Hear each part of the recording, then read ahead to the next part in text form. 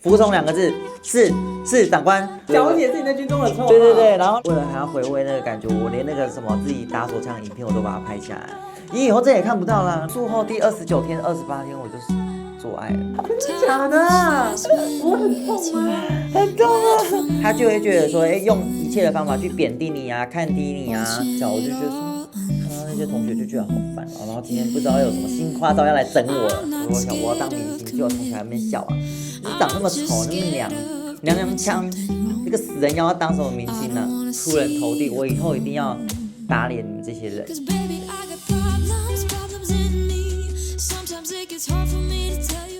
跨越性别，梦想成真，欢迎收听今天的我是女生，对，我是艾里。今天我们邀请到台湾最久的变性王者小 A 啦。其实我不是最久了啊，你哪不是最久？你才是最久。没有，我绝对不是最久。最久了应该是。可是我们2个的真的蛮像的。什么很像？下面啊，你说包包吗？你是几年动手术的？我在2020年的10月份动手术的，是我在2019年的年底，然后那时候我说服我妈同意让我去做这个手术，是2020年的2月要飞，但是那时候不是疫情爆发吗？我妈就跟我讲说，还是延期，不要现在这个时间去。那时候就待在家里面，然后一直等，等到8月的时候呢，我们那个中介，然后就问我说，我要不要赶快去办理？趁着这个机会。对，然后花了1个月的时间去做什么核酸检验啊，然后又跑一些报告啊，跑一些流程啊。9月飞过去的时候，干了一件很蠢的事情，就是我们的护照上面不是都要贴那个签证嘛，然后他要盖那个章，结果我没有盖那个东西。我就直接坐着飞机，然后飞过去，然后当地的海关，然后打开那个我的护照的时候，他就看了一下，他说我没有签证，所以你没办签证你就到泰国了。对，因为那时候金子姐又给我一张那个什么医院许可，我以为那个就是证明说我可以去泰国的东西，我就打给那个姐姐说怎么办，然后姐姐就说啊你怎么没有盖到，完蛋了，然后说我这样要被遣返。那时候尴尬的点又是那种就是礼拜5。然后要到礼拜日才有飞回台湾的飞机。他帮你做什么搜身之类吗？想说你是偷渡还是怎么样？没有，他没有搜身。但是我跟一个台湾的男生就是关在一起，那男生也是跟我一样的情况，就是没有用到签证的东西。你知道回去的时候，那时候不是有一个政策，就是说什么，你只要有坐飞机出国的话，你回来就要隔离14天。那你想哦，你看我9月3号。9月7号被赶回来，你再加14天，你又要再去重新跑一次核酸，对，然后你又要去重跑那些资料，重跑那个签证，对，因为你再次出发已经9月底了，对，所以9月底这次到泰国就顺利入境了，对，那时候就是9月24号，我记得那时候9月24号再飞一次，10月3号动手术，那还好赶得上啊，对啊，还好，那你怎么原本那么早就飞过去了？什么东西？原本9月初就准备要飞过去了，但是你没有，我跟你讲哦，我本来表定是9月10几号就要动手术了，你能懂那个概念吗？是整个行程往后 delay 1个月，你知道吗？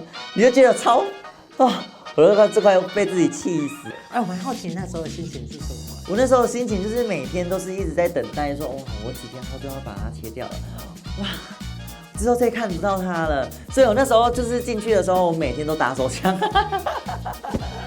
我们要病房里面吗？就是对，我们要抓住说最后拥有它的那几天呢、就是毕竟以前曾经一直使用它，为了还要回味那个感觉，我连那个什么自己打手枪影片我都把它拍下来。你以后这也看不到啦。说也是对啊，就是还有一个纪念啊。不过你的影片很屌，拍起来然后找一个男朋友，我之前都比你大，我就拿出来看那桌上，我都比你大，你怎么一回事？那10天之后你动手术了，哪位医师？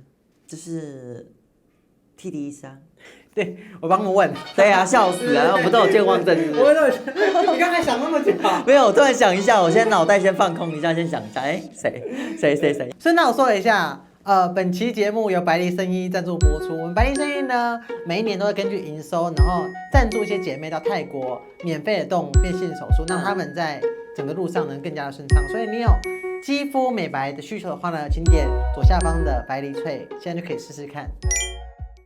被推进去的时候，他们要麻醉的时候啊，他们就是来的时候，那时候他是把我这样，我只是躺在上面，然后他就对，他跟人家捆着，然后你就会觉得说很紧张，因为你已经在紧张，他为什么他要把你这个样子？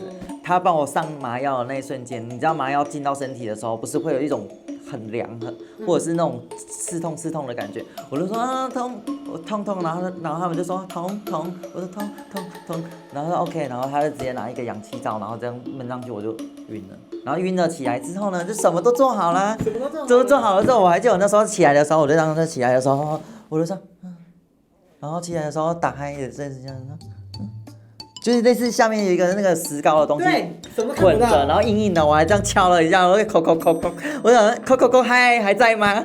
我很想要自己偷偷把它打开，对，但打不开，对，超硬的，因为它整个封死了，这样。对，在住院这段时间，什么事情让你最难受？我觉得拔管是最难受的，它是插在那个剖腹的地方，然后它不是插2根进去，它那个头在拔的时候，你知道我那天我最尴尬的就是那天我想要，护理师讲说。我想要上厕所，他说待会请稍等一下，因为医生就要进来了。对，然后我想哇完蛋了，然后医生进来，我一直憋着，因为那时候便意是止不住了，你知道吗？然后那个医生进来的时候，他就开始那边perfect， 然后开始拉的时候，我就说oh my god， 那个屎差点喷出来，你知道吗？我想说还好我当初没有直接喷出来，不然他应该是他人生中第一次体验，他可能会跟其他姐妹讲说，曾经有一个病例就是这个样子。那所以你住院完大概7天嘛？对。然后医生拆开来，你就到外面去住了。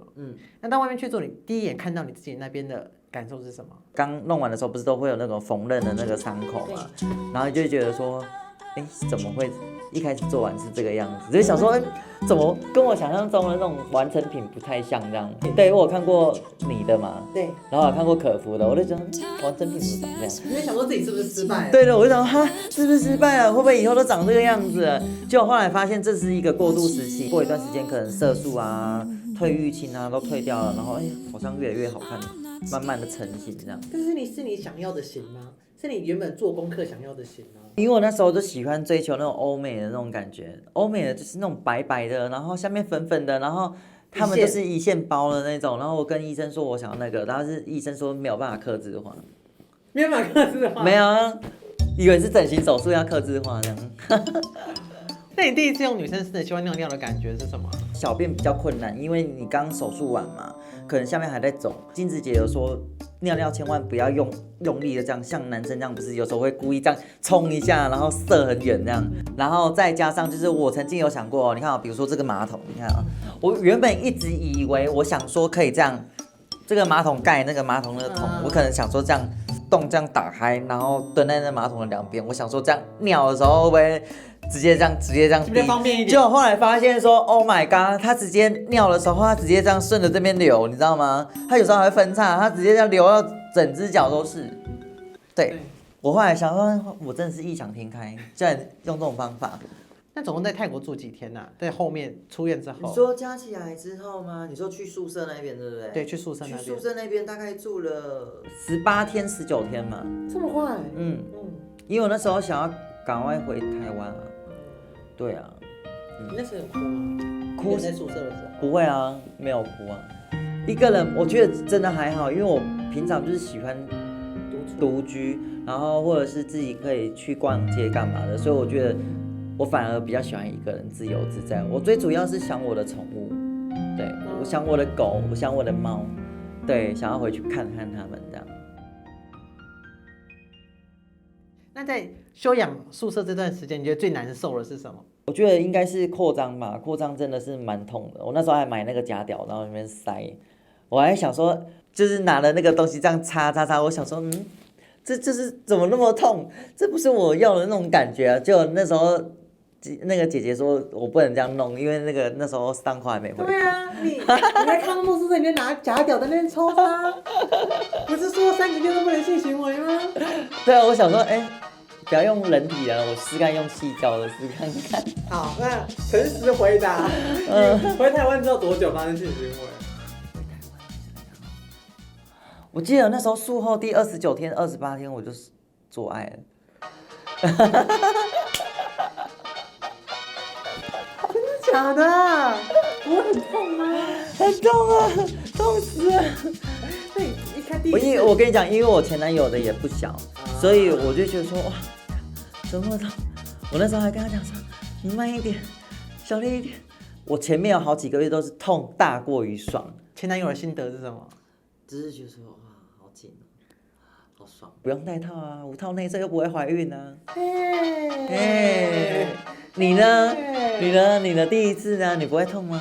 那时候我们是在旅店，然后他从后面来嘛，一放进去我就结束了。你说放进去，它马上就噗嗤出来了，这样就没了。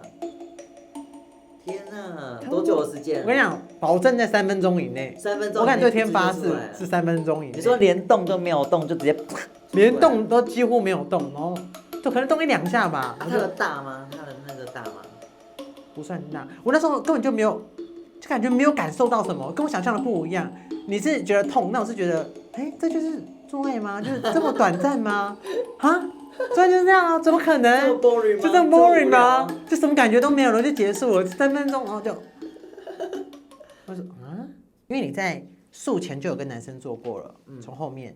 然后术后也有做过，这两者之间有什么差别啊？就是变成那个女生身体的时候，包含我们在服用女性荷尔蒙啊，我们在做爱这件方面呢，我们会更想要倾向于就是那种身心灵合一的那种感觉。因为以前男生的时候，你可能就觉得说，我就擦一擦，然后手枪打一打，爽一爽，这样就结束了。但是我们现在变成女生的样子，我们就会更去在乎说，现在在跟我做爱的这个男生，他是不是深情的款款这样看着我，然后还会问你说。舒服吗？舒不舒服啊？这样有没有爽啊？然后你就会觉得说，哇，我好像是那种就是那种小鸟依人，然后好像被那种霸道总裁，然后被那个压着的那种感觉，就是那种小女人的感觉。术后使用上面，是满意的吗？这样讲啊，因为我们的阴道毕竟是用肠子做出来的，但是我们里面的神经可能没有像女生那么的错综复杂那么多，对。所以我们根本就不会懂那种女生做爱的感觉，跟我们做爱的那种感觉。我们只知道说，就是做爱的时候，如果男生在边弄我的时候，他如果边用另外一只手去摸我们的阴蒂的话，其实我们是会舒服的。我也是外部比较多对，内部一点点。我觉得内部会有感觉，应该是遇到那种大的，然后又持久又特别硬的，然后他把你塞好塞满，然后一些体位可能他在上面啊，从你背后这样弄，你就整只享受整只被包覆、整只被塞满的那种感觉，你才会。更有那种 feel 吧。我是我男朋友。哈，现在这个吗？现在这个吗？私下聊。笑死。私下聊。你在手术上面花多少钱啊？整张脸，然后肉体啊，全部的话应该加起来300多万。300多万，不确切数字吗？因为脸还有重修，所以脸正常来讲应该是要落在150。好，脸150，脸150，然后身体就跟你看哦，胸部38万嘛。那我之前摩的又32万，在更之前就是圆盘龙毛面，那时候就放了18万。那你看18加32，再加38，现在的女王波这样就多少了？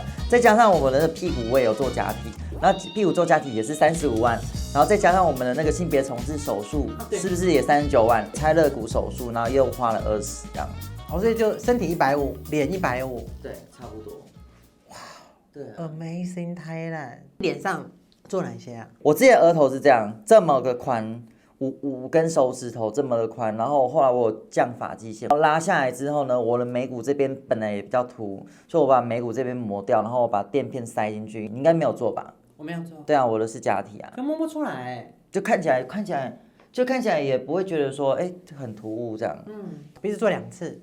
大概做4次哦，因为我之前是莲雾鼻，对，然后鼻子超大的那一种。脸上你最满意的一个是哪一个？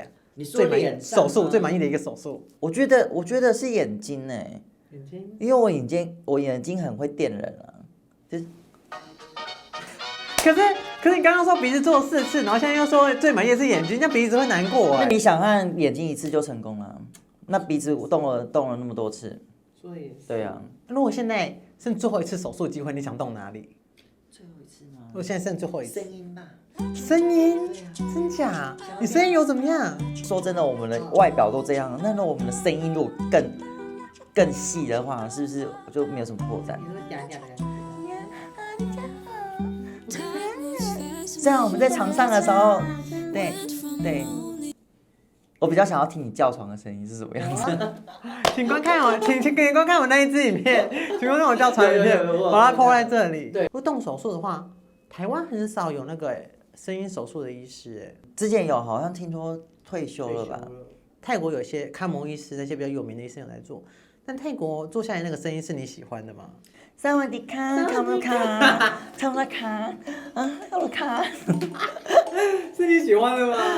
我不知道，因为你看有时候那种泰国那边他们讲话的那个语调跟他们的那个声线，把它变来中文的话，会不会不知道会不会变得很不搭？我知道你说的，可能会太做作。他讲话那个语调就是符合那个声音，你就听起来很自然。但讲中文，我也会发现。每次我讲中文，大家都说我很像男生；那我讲泰文，大家说我好温柔。那你随便讲个泰文。萨瓦迪卡，吃艾丽娜卡，口根玛卡。对，你就很适合讲泰文啊。就是讲泰语会让你变得有点妩媚，然后变温柔的感觉。然后讲中文就开始正襟危坐，东三腔。安娜。没送啊。哎，到底是为什么？对，你在讲泰语的时候，那个声音蛮厉害的，就很像，就是很像真的是泰国人这样。太妹的感觉。好，我们回到 Ella 身上，不要再聊我了。啊，是什么时候才开始觉得说想要变性？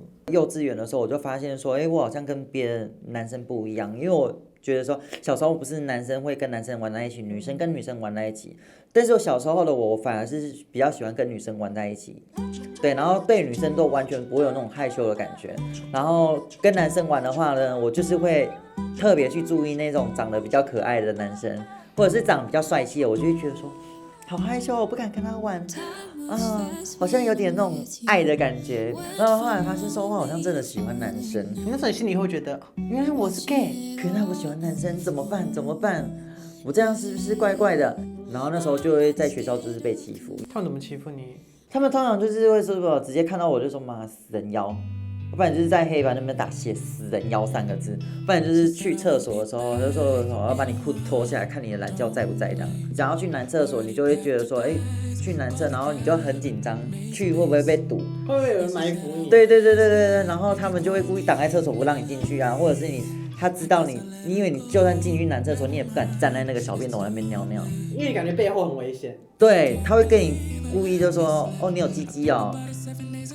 对啊，对你应该要去女厕吧？对啊，不然就是你躲到那个隔间里面啊，他们还故意装一桶水，然后往里面泼啊，然后你就会觉得说不想要去学校上课，因为你跟老师讲，老师会觉得说谁叫你要跟同学不一样，就不要那么的娘啊，你就是不要那么的怪异啊，所以你被同学欺负你活该。那你跟你爸妈讲吗？就不敢讲啊，就觉得讲了也没什么用啊。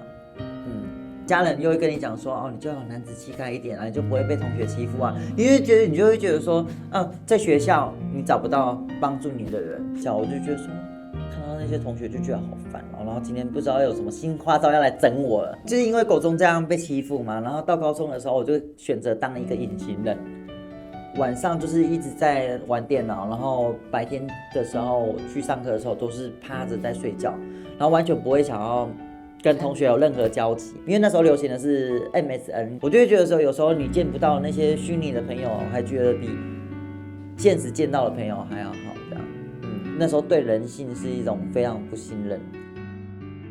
后来到大学的时候，因为我原本是想要美容美发，但是我那时候长辈可能就是会觉得说，男生啊，而且我又是长子，你应该要读一些什么类似资讯科啊，或者是电脑工程之类的。他觉得说你要当电子新贵啊，你懂那个概念吗？所以最后妥协了吗？只能按照他的那个给我的路去走啊。有一阵子流行那个什么日本花美男，戴完假发的时候，我的同学就跟我讲说，我戴长发很像女生，然后他说要不要化妆看看？结果化完之后，你看从那时候开始办起了我女装之路。越交越多朋友，然后那时候我在学校又是风云人物，因为那时候学校都会举办一些歌唱比赛，我还得到第1名跟第2名，然后我就觉得说，看我自己真的超屌了。然后宪哥有一个节目叫我猜，然后那时候不是有一个单元叫少女系男孩嘛，然后那时候我去上了那个节目之后呢，在学校声名大噪，就是大家说哇，那个这不是上节目那个我猜的吗？对，那个不是上过我猜啊，怎么着？我就觉得说，看我真的超屌，对啊，我就可以穿女装，那不就是应该是说我那时候掌上明珠。我觉得大学应该算是我人生最快乐的时候，整整4年。对，大学最快乐的时光，毕业之后的第一份工作是什么？毕业之后，然后有一段时间就是去打工嘛，打工再来就等兵单到了，等兵单到了那段时间，就是因为我之前就是会扮女装嘛，那扮女装我就会把那个女装的照片把它洗出来，然后后来当兵的时候，我妈就说你这么娘的话进去会被欺负哦。你没有当过兵对不对？我没有当过。对，夏天可能早上5点多就要起床，天都是出去晒太阳，每天都穿军服，每天都是被子都要折得整整齐齐。在里面的时候什么要说服从，服从2个字，是长官，没错，是学长。对，那种概念，你懂那个概念吗？军事化教育。所以在军中最难受的并不是性别的问题，在里面我觉得还好，因为我在里面，因为我以前还故意装 man， 你知道吗？因为大家都平头嘛，然后我以前的样子又长得比较凶，觉得假装自己很 man 就不会被欺负这样。然后后来进去我发现说，好像可以用一些柔情的攻势去攻击那些自愿役的学长，然后一些班长，然后后来我就给他们看一下我女装的照片，他们都吓一跳，说他们很 shock， 就说哇怎么那么像女生这样？我们都会挂那个识别证，他们就把我照片放在后面，然后然后有时候他们翻过来的时候看到就说你这是你女朋友？没有，是那个我说我啦，然后对，然后他们就会觉得说哇很新鲜这样。他们都在军中怎么称呼你？他们以前会叫我小姐这样。叫你小姐，对，小姐是你在军中的绰号。对，然后那时候有一段时间是因为我们就是军中又要那个切菜嘛，就是当帮厨，就是帮那个厨师切菜，然后那时候就是说有人要进去的伙房的话举手，就旁边有一堆男生在那边举手啊，就那个学长说你手给我放下来啊，男生去怎么去？然后就说什么叫我举手，叫我去这样。然后女人就应该要进厨房，我说好就去了。你能懂那个概念？我就是学长要不要帮你按摩？学长要不要帮你清粉刺？学长要不要帮你辛苦了？就是那种感觉。然后我就没有被欺负，我都是备受宠爱的那个。军中就是备受宠爱。对，我就掌上明珠，就是军营里面的一枝花这样。结果原本最担心的地狱是变成天堂。对，我觉得我是蛮幸运的，并不是说每个人都可以遇到这种情况。最幸运就是让他们对我百倍呵护，我才第一次享受到说原来就是被男生照顾的感觉，被捧在手心的感觉。好，那退役之后换到什么工作？退役之后呢，我一开始去卤味店工作，快1年吧，然后后来我去那个火锅店工作。是以小姐的姿态还是以男生的姿态？一样以中性的，都做不久。然后后来就是接触到那个线上直播，我用RC云，你有听过吗？发现说，每天男扮女装，然后就是一个搞笑的那个，那时候也是真的有赚到钱啊，大概1个月多赚1-2万这样，这样其实也算多了。对，以当时的状况来讲的话，然后后来因为播的真的很累，因为男生在上面播真的人数没有到很多，因为随便那些女主播都赚1个月大概赚10几20万，你就觉得说哇他们都好厉害啊，他们每次开播都会有好几百个人几千个人在看，我每次开播都只有20个。那个时候你看到其他的主播都几千人看，然后你只有20人看，但你是穿女装的，你会不会心里有种不平衡说要是我天生就是女生的话，我是不是也可以到达这个人数？为什么他们那些漂亮的女生做的时候都那么轻松？因为有一些真的是唱歌不能听，你知道吗？他就直接唱歌啊，开播啊，我就说五音不全啊，有实力的，然后却没有人看，没有实力了，然后人家只是漂亮，然后就一堆人看，然后男生还心甘情愿一直丢钱给他，对，然后我心里就会觉得说，那我还要这样浪费时间吗？我每天从火锅店上班上了快要4个小时，然后下班回来不是先洗澡，我是在扮女装，在化妆，然后在视讯前面在那边耍白痴，然后在耍，对，然后那边开播，就觉得说算了，我就不想要再播了，然后我就把我那个唱那个有点甜的那个画面把它录下来，想说这是我人生中最后一次做直播，录下来我就把它丢到网络上面，因缘际会丢在脸书，瞬间爆红。无心插柳柳成荫，那个机会就这样来了。当初是想要以放弃的姿态，就说我不管了，烦死了。对，只是把那个影片就丢上去，然后想说做一个保存，就殊不知呢就被分享，一直分享，一直转发，一直分享，然后分享到香港那边，然后开始新闻报女孩子讲话开口是男生的声音，看似甜美，唱出来的声音是男生的声音，这样还很搞笑。走在路上，然后人家一直认出来，原来就是我要的那种感觉。这就是你要的那种感觉，所以你其实是有个明星梦。对啊，我以前一直都有明星梦啊。以前那个作文可能会写我的志愿嘛，然后我写我想我要当明星，结果同学还在那边笑啊，就是长那么丑，那么娘腔，那个死人妖要当什么明星呢？然后我如果心里就想说，我以后一定要出人头地，我以后一定要打脸这些人。为了想红，然后我就会不择手段，然后拍那些超级没水准、尬拍音啊、打谁的影片，比如说走一走啊，然后那个假的懒觉掉到地上，或者是遇到那种歹徒有没有？人家说什么别动，然后其实我是拿那个屌在后面在指着他，结果打脸了，有回去密他们吗？没有，通常都是他们自己来密我说，嗨，还记得我吗？还记得我吗？我现在开什么店啊？那你方不方便邀请你来我店里面吃饭啊？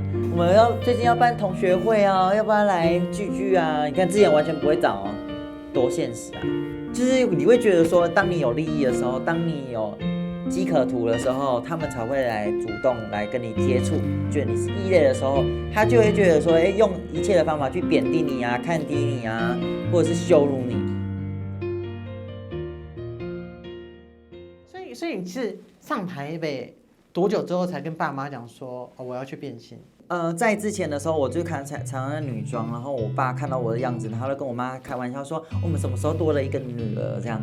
然后那时候我妈也是觉得说我应该要男生一点，然后那时候我爸是完全没有骂过我，我觉得我爸是慈父，他从我以前到现在都没有骂过我的性向，包含就是有时候亲戚来我们家的时候，逢年过节嘛，他可能看到你说，你不是那个是长子吗？怎么会扮女装呢？就会觉得说。你应该有男生的样子啊！你怎么会娘腔不男不女这样？你们生出这个子女，你不会觉得很丢脸吗？这是我爸妈那时候是没有理他的。但你爸爸还是站在你这边。对，然后后来我爸在2017年因为拔牙意外过世，因为细菌感染嘛。本来有想说，就是我有一天可以跟爸爸妈妈讲说，我想要去做这些手术，我就没有跟我妈讲，因为我妈就是承受不了。那时候不敢讲，是怕妈妈其实已经承受了丧失爸爸的痛苦。我妈那时候就是觉得说，如果你这个样子的话，我就直接死给你看，就是很容易去情绪勒索人家。之前很多人都说我之前不是曾经说不变性不整形吗？后来不是打脸自己吗？但是我那时候现在是顾虑到我妈的心情，就是知道第一个反应，她就会觉得说，为什么你要去变？我生的是男生，我就是希望你以后是一个有成就的人，所以才反对不让你去。他有反对吗？有啊，有反对啊。然后后来我也是一直跟我妈讲说，妈，你看哦，爸爸这么早走，你看人的生命真的是很短暂的。你看你几岁变的？27。对啊，你20几岁就变了。你看我31，真的很晚了。然后我就说，为什么我还是想要去做？就是至少我是开心的。你看我前面已经当了31年的男生了，那我往后我想要用女生的姿态去活下去，这样。其实你本质上是没有变的。对啊，而且我跟我妈讲说，本质上还是没有变啊。我就觉得说，你看啊，我还是会一直养你的啊，我还是会照顾你的啊，我还是会撑起长子该有的那种本分啊。对啊。所以妈妈就愿意放手。我应该是说我妈就是有点就是被我感动到，还有被我说服。她觉得说，因为不管再怎么样改变，都还是自己的小孩。至少我还是孝顺啊。我觉得唯一的缺憾就是来不及让爸爸看我现在的样子，这样。就是会有一种心酸的感觉，就是会觉得说，你看我今天变成这个样子，我原本想说要让我爸享清福，不用再出去辛苦的工作，然后也让爸爸看一下我现在的样子，但就是来不及说。就是我觉得唯一的缺憾就是来不及让爸爸看我现在的样子。